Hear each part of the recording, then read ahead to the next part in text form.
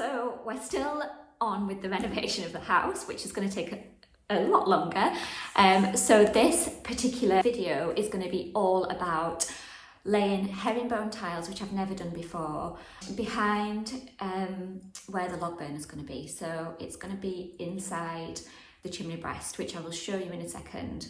But I've never laid herringbone before. And the reason why it came about was because I've had my fitter who's doing all the fire. So he's put the lining in the chimney and he has opened up the gap a little bit more in the fireplace, and he's boarded it all out, and then he's attached the surround and he's plastered all around it. And as it stands at the minute, what I could have done is just painted behind there. But no, I wanted to have it tiled, didn't I? So not only did I want to have it tiled, I wanted herringbone. So the guy said to me, look, the guy that I use, he fits fires. He's not a tiler, so he can't do herringbone. So you'll have to get someone to do that. And once that's done, I can then pop your stove in and you're all set to go. So I was like, oh, perfect. Anyway, I couldn't get a tiler. It's, you know, it's 2021. These people are far and few between at the minute. It's so hard to get hold of any tradesman. So I thought, you know what, I'll just give it a go myself. I searched around for some tiles and I couldn't find any slate tiles that were going to be right to use as a herringbone pattern. The only ones I found were like £100 a square metre. I need 3 square metres and I just didn't really want to spend £300 plus shipping. So it would probably be like £350 for this small area behind the fireplace. So I did a bit more searching and I found these slate cobbles, which I ordered. I checked the length and I checked the width of them, thinking, oh yeah, slate, that'll just be like the thickness of a roof tile. Oh no, look at that. Look how thick they are. So I was a bit worried when they arrived because they came on a pallet. The pallet truck couldn't get up the street, so he rang me and I had to drive my car down to the bottom of the street and I had to unload the pallet into my little Mini, into the boot. And they weren't in boxes, they were all individual like this. So he, bless him, it was lovely. He helped me, he passed them to me and I put them in my car boot, drove them up the street, unloaded them into the house. Anyway, I've spoken to the fire fitter and he said that they'll be fine, but just make sure I use like a flexible adhesive, and I need to seal them as well because obviously they're natural stone. So I went yesterday and I got everything that I needed. I've borrowed an angle grinder cutter from my bathroom fitter, so that's fine. I've got all the protection that I need, so I've got gloves, I've got some goggles to protect my eyes as well. So yeah, we're all good and set to go. So I'll show you how it's looking, and I thought I would try and do a step-by-step for anyone that wants to do this themselves. I'll try and explain it as clearly as possible. So let me show you how it's looking at the minute. Here is my beautiful fire surround. So this is cast iron and it's been primed with this grey paint so that I can paint it in whatever colour I want. So I've not decided what colour yet. I think it'll probably end up the same colour as the walls. And you can see it's been fitted and it's been plastered around it. The plaster's just drying. This is the space where the tiles are going to go. I've had this limestone hearth put in, which I really love. Here are the cobbles. So my husband was round helping this morning and we've done some of the cuts. What I've done is I've used this plywood as a template and I've measured the distance from there to there and there to there, and I've measured the central point as well, and I've drawn that out on here. So you can see I've got the lines drawn out on here, and this is the central point that runs up.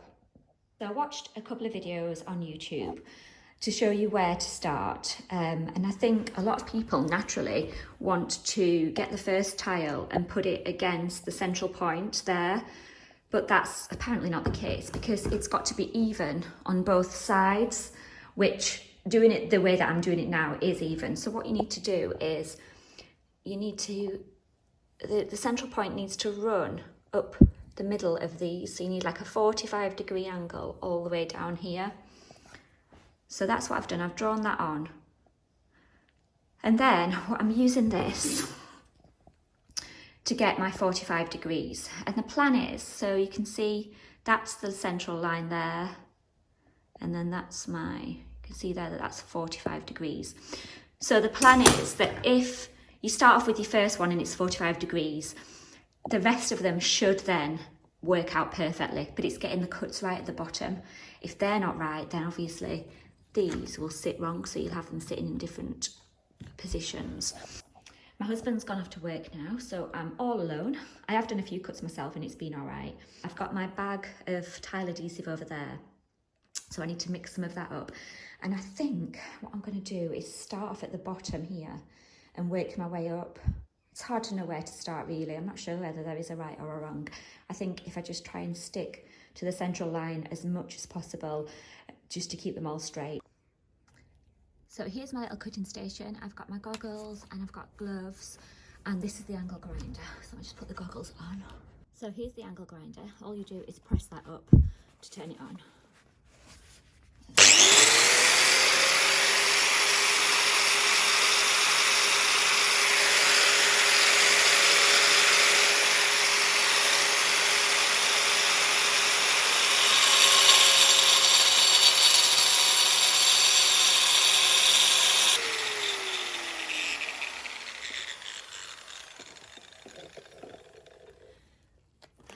There we go, and I've got my 2 cuts there. So this is the tile adhesive that I'm using. I got it from my local tile shop, but if I can find similar, I'll link it below. And I mean, what you need is one of those paddles that attaches to a drill so you can mix it really well. I've not got one of those. Kind of got to draw the line on equipment and just make do, because it's not like I'm going to be doing this every day, is it? So what I'm going to do is just mix a small amount for the time being, because it sets in 30 minutes. They only had the quick drying one at the tile shop that was flexible and that was also heat proof, because obviously you need one, a special adhesive that you can use behind fires, which is what this one is.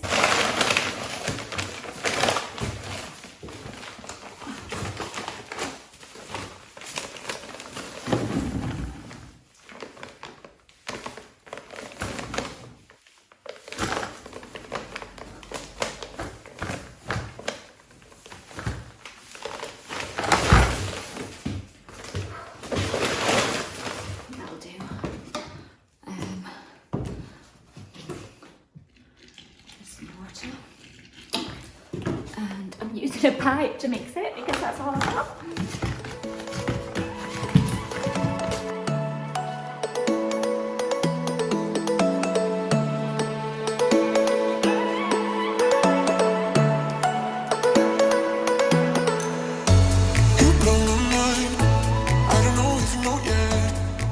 So I think that is about the right consistency. That was hard work. I know one of those electric paddles would have been so much easier. But anyway, I think that's about right. So now let's get it on the walls and see how it goes.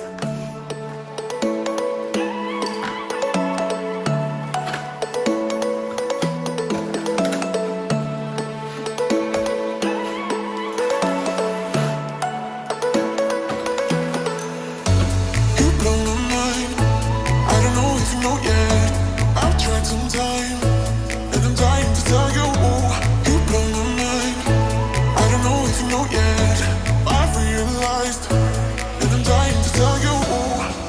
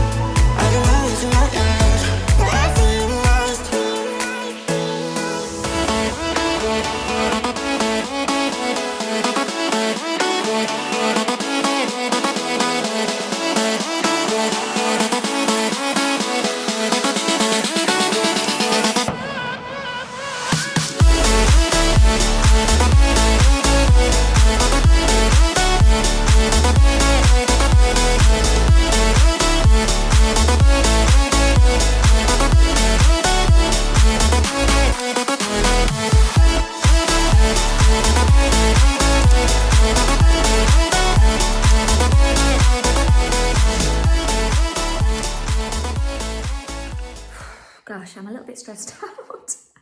It's not easy. It's kind of working against the clock as well because this tile adhesive sets within 30 minutes. So basically, I've done the first bottom half, I'll show you in a second, and it's not perfect by any stretch, but I think it's all right. Little bit of twisting and poking and jiggling around, but also because it's a natural stone as well, every tile is a different size and shape, so it's never gonna look perfect, but I quite like that. I don't want it to look like perfect, so let me show you how it's looking. So far, so good. There was like a little bit of tile adhesive that went there that I've just scraped off because the rest of it now, it's gone too hard, so I need to make some more tile adhesive up. But yeah, I'm getting there. I think it's just kind of got to be quick to get the cuts in and stuff like that. I think I'm going to do a few more cuts, the side tiles, and then I'm going to empty this tile adhesive out and make some fresh adhesive up. Right, I've got a cup of tea. It's so cold in here. We've not got any heating. Well, we have got heating because we've got a new boiler that's been put in, but we've not got many radiators at the minute. So I'm just going to finish this cup of tea and then I'm going to make another batch of the fast drying tile adhesive. Right, I'm going to try and talk you through this time what I'm doing because I think I was a little bit stressed last time, so it was just really difficult. So what I'm going to do is, first of all, I'm going to get some more tile adhesive on the wall. I've only mixed a small batch this time. I'm kind of hoping that that'll be better than, you know, doing a big batch and wasting half of it.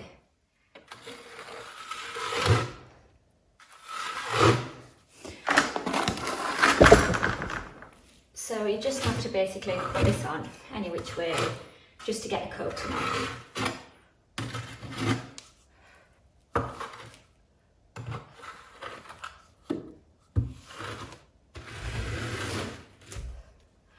And you are meant to use a proper tiling trowel which has like little indentations because you need to kind of score it just so that it's not as smooth to help the tiles stick to the wall. So I'm just going to kind of score it a little bit and kind of hope for the best, really. Maybe a little bit in this corner.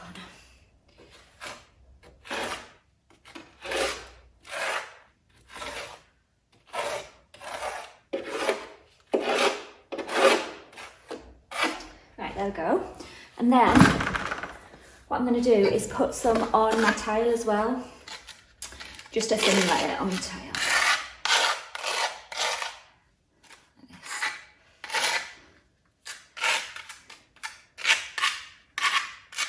Try and get like a little splodge in each corner just to hold it down well.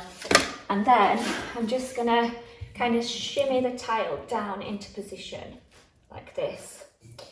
And I'm going to put a little tile spacer in between to try and keep it in position.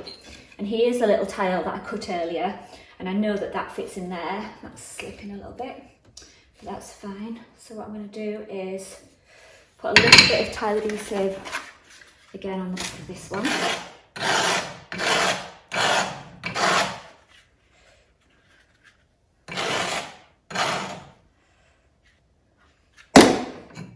And then pop this into place.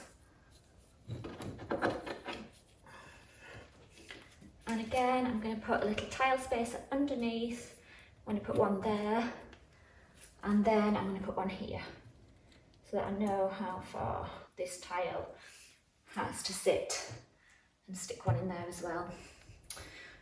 So you can see there's a little bit more of a gap there, but I think that is just because of the tiles, because the tiles are natural stone, so they're not all the exact shape and size. So what I'll do is I'll just manoeuvre it a little bit just so that gap isn't too big, but I think overall that's about right. There we go. Okay, I'm going to put some tiles here in the middle.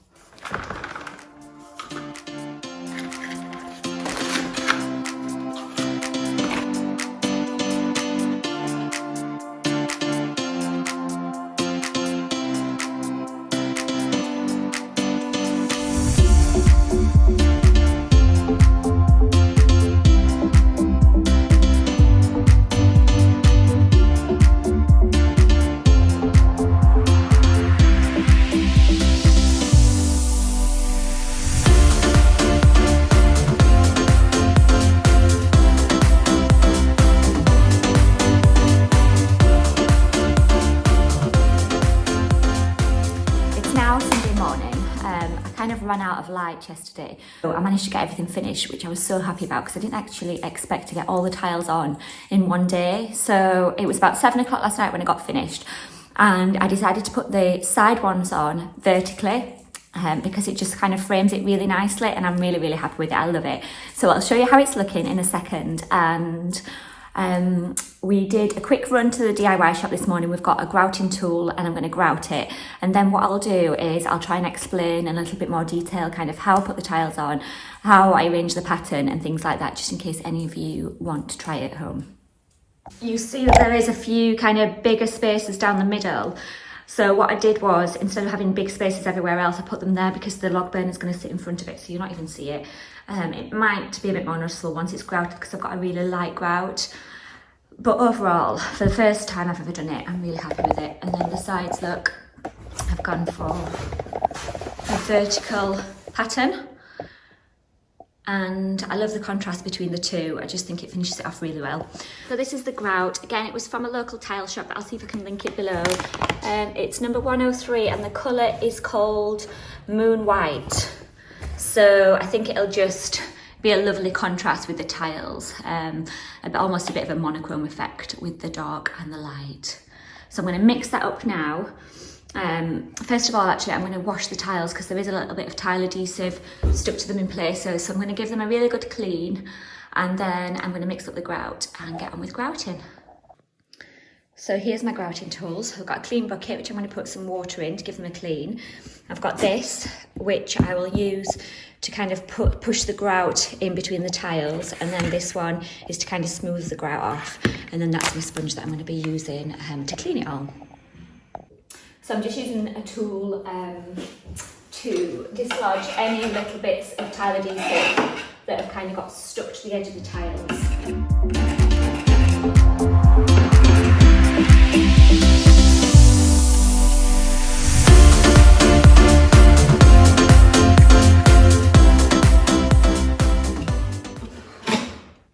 That should do it, I think.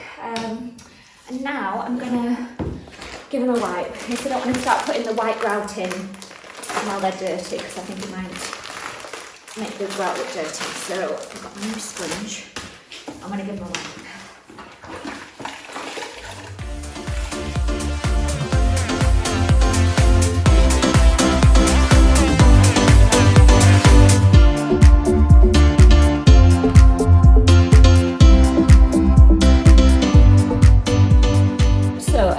I've done a little patch just to see how I'm getting on, and all I'm doing is using my tool, putting it on.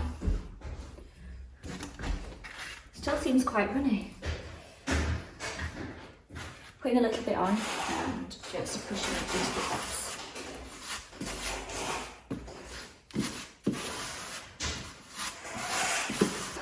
So you literally just load some on here and then you just shove it in the gaps like this.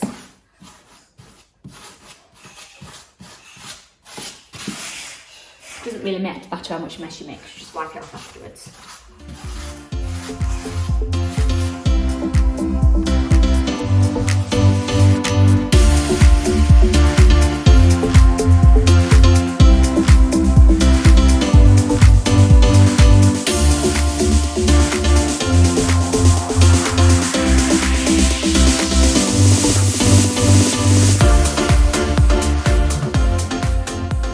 So we're all grouted, and basically I just need to let the grout dry for a little bit before I give it one last clean up, just to clean the rest of the tiles. But I'm really, really happy with it. If you look, the central point is perfect, and these two at the sides match, which is what you want. So it's been a couple of weeks since I actually fitted these tiles, and it's been a really busy few weeks, lots going on in the house. So I'm finally getting round to videoing how the tiles look now that they're finished.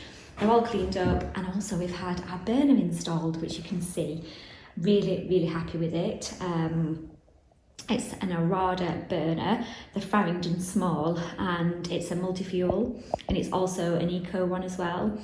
So I'll pop the details of that below, but yeah, we've even had it lit because we were so excited, we couldn't wait to light it, and it just gives off such a lovely heat. I can't wait to get in here now. But obviously we've got to paint the fire surround and then decorate in here. but I think it's going to look so nice. I'm really, really chuffed with it. I'm so glad that I attempted the herringbone, and I definitely encourage anyone that's wanting to give it a go to just go for it. I hope this video has helped, and if you've got any questions, leave them down below, and I'll catch you next time. Bye.